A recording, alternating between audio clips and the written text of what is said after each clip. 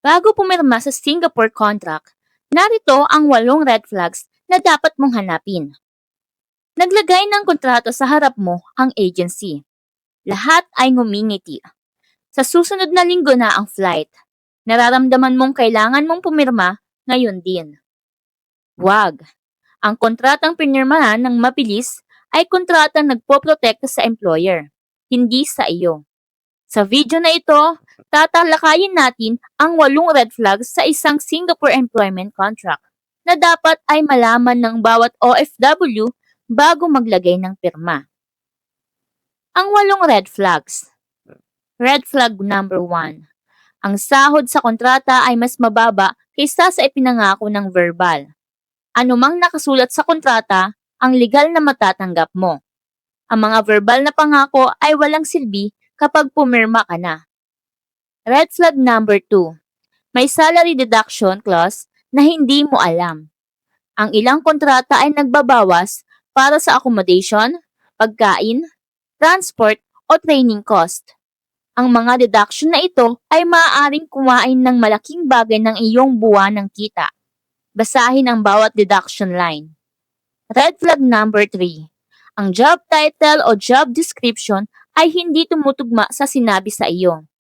Kung inuupahan ka bilang production operator pero nakalagay sa kontrata ay general worker, problema iyon. Ang iyong aktual na duties ay maaaring ganap na naiiba sa inaasahan.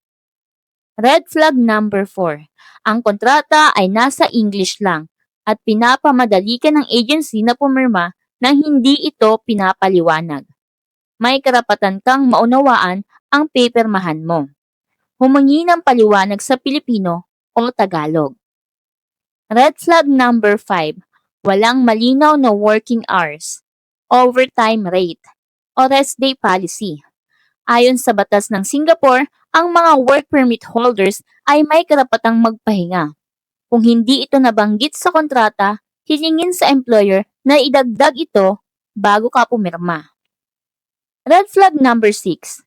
Mayroong penalty clause para sa pag-alis bago matapos ang kontrata. Ang ilang kontrata ay may financial penalties kung magre-resign o maglilipat ng employer ng maaga. Alamin kung ano ang iyong pinagtatapatan. Red flag number 7. Ang pangalan ng employer o kumpanya sa kontrata ay iba sa nakalagay sa IPA letter mo. Malaking red flag ito. Maaaring magtatrabaho ka para sa ibang employer kaysa sa na-approve ng MOM. Red flag number 8. May mga blankong espasyo sa kontrata na hindi pa napupuno. Huwag kailanman pumirma ng kontratang may blankong fields. Maaaring mapuno pa ito ng mga termino na hindi mo pinayagan. Ano ang gagawin kung may nakitang red flag? Huwag pumirma. Huwag hayaang may mag-pressure sa iyo. Sabihin sa agency na kailangan mo ng oras para suriin.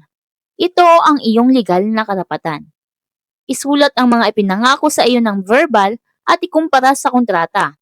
Kung may pagkakaiba, hilingin na itama ang kontrata bago pumirma. Kung tumatanggi ang agency na hayaan kang suriin ang kontrata o pilit kang pinapipirma agad, hindi inaingatan ng agency ang iyong interes. I-report sila sa DMW. Bago pumirma, mabilis na checklist. Basahin ang bawat pahina, i-check na tumutugma ang sahod sa IPA, i-check na tumutugma ang pangalan ng employer sa IPA, at i-check na nakalista ang lahat ng deduction.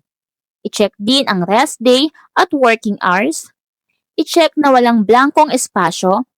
Kumuha ng sariling kopya.